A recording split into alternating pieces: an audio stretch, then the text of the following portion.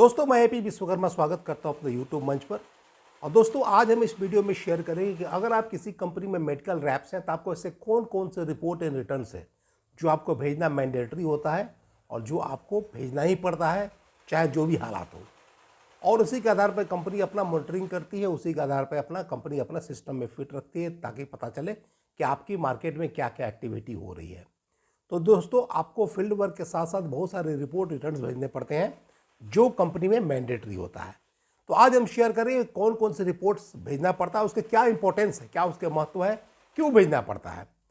तो आप इस वीडियो को शुरू से अंत तक ध्यान से देखें ताकि आप वीडियो में बताए गए फायदे को या जानकारी को आप समझ सकें और अकॉर्डिंगली आप इम्प्लीमेंट कर सकें। तो दोस्तों, नंबर 1 बात करें कि एक होता है डीसीआर। जब आप डेली कॉल करते हैं तो होता है डेली कॉल रिपोर्ट। तो इसको भेजना पड़ता है ऑन डेली बेसिस।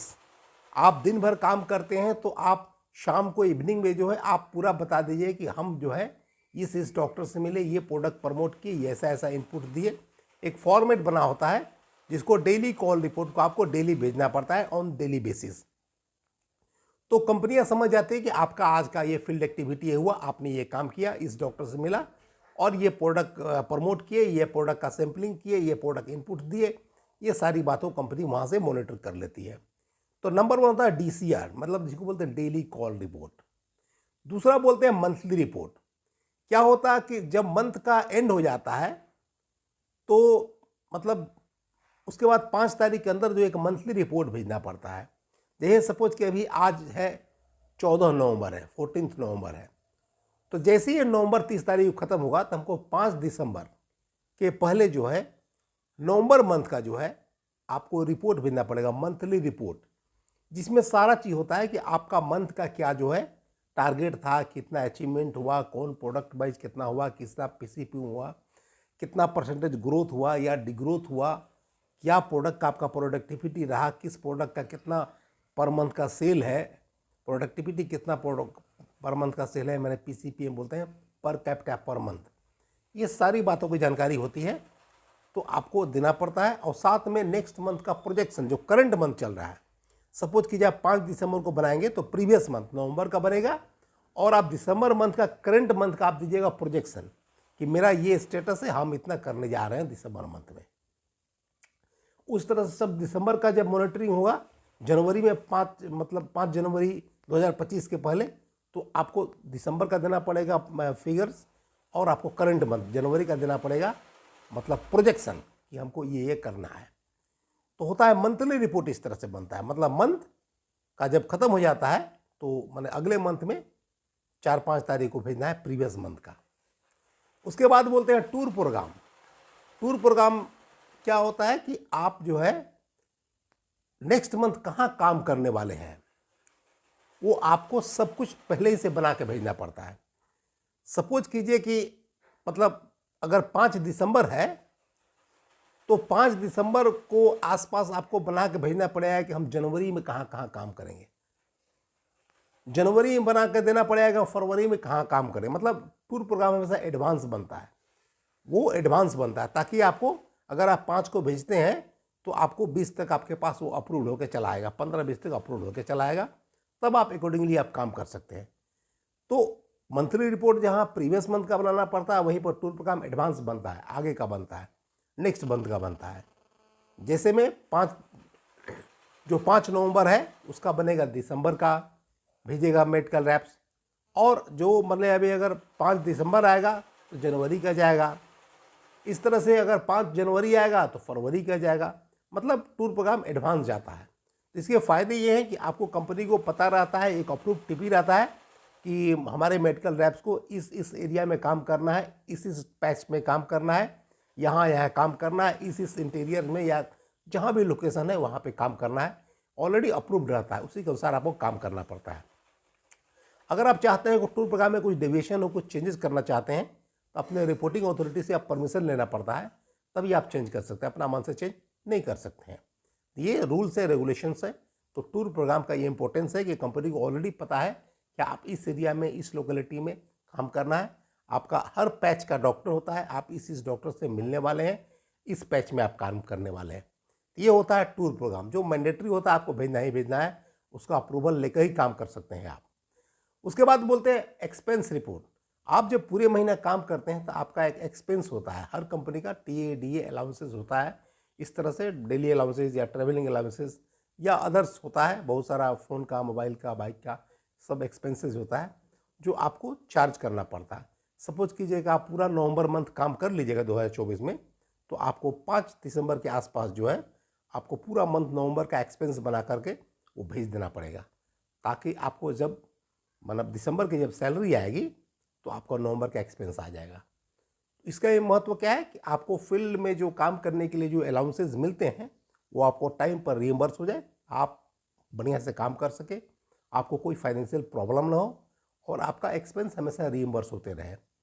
तो ये इसका महत्व है कि आप जो खर्चा करते हैं आपका एक्सपेंस मीट करने के लिए, फील्ड का एक्सपेंस मीट करने के लिए कंपनी देती है एक्सपेंस रिपोर्ट। तो ये होता है एक्सपेंस का होता है। उसके बाद पांचवा इंपॉर्टेंट होता है मैंने सेल्स एंड स्टॉक स्टेटमेंट।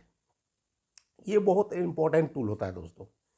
क्या होता है कि जब आप जैसे आपको नवंबर अभी चल रहा है, नवंबर 30 नवंबर के बाद जब खत्म हो जाएगा तो आपको 5 दिसंबर के आसपास जो है इसका एक हर पार्टी जो आपका कंट्रोलिंग स्टॉकिस्ट है उसका आपको एक बनाना पड़ेगा कि उन लोग से स्टॉक स्टेटमेंट लेते हैं कि मेरा कितना सेकेंडरी हुआ, कितना प्राइमरी हुआ और कितना हमारा वहाँ क्लोजिंग बैलेंस है, कितना का माल में डंप्ड है, या हमारा कौन कौन सा प्रोडक्ट जो 6 मंथ के अंदर एक्सपायरी है उसको मॉनिटर करने के लिए, लिक्विडेट करने के लिए आपको प्लान करना पड़ता है।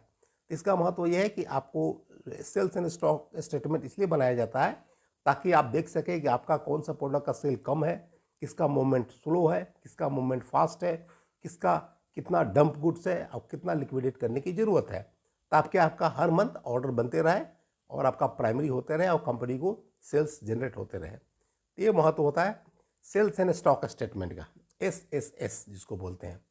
और आपको क्या करना पड़ेगा, महीने के मतलब लास्ट जब खत्म हो जाएगा, जैसे नवंबर खत्म हो गया तो आपको दिसंबर के आसपास जो है 5 दिसंबर में हर पार्टी का कंपाइल्ड करके, अगर आपके पास 5 स्टॉकिस्ट है, अगर मान ले कोई प्रोडक्ट XYZ प्रोडक्ट है, अगर कहीं 2 डिब्बा, कहीं 3 डिब्बा, कहीं 5 डिब्बा बिका, तो जोड़ के पूरा देना पड़ेगा कि मेरे एरिया में टोटल सेकेंडरी सेल इतना हुआ, प्रोडक्ट वाइज और वैल्यू वाइज।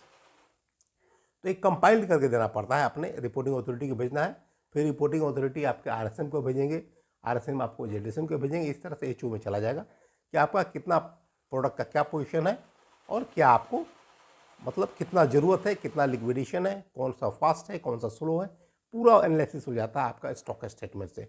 कौन सा प्रोडक्ट नियर एक्सपायरी है और किस पर ज़्यादा ध्यान देने की ज़रूरत है, ये होता है stock statement. SSS sales and stock statement every month भेजना पड़ेगा।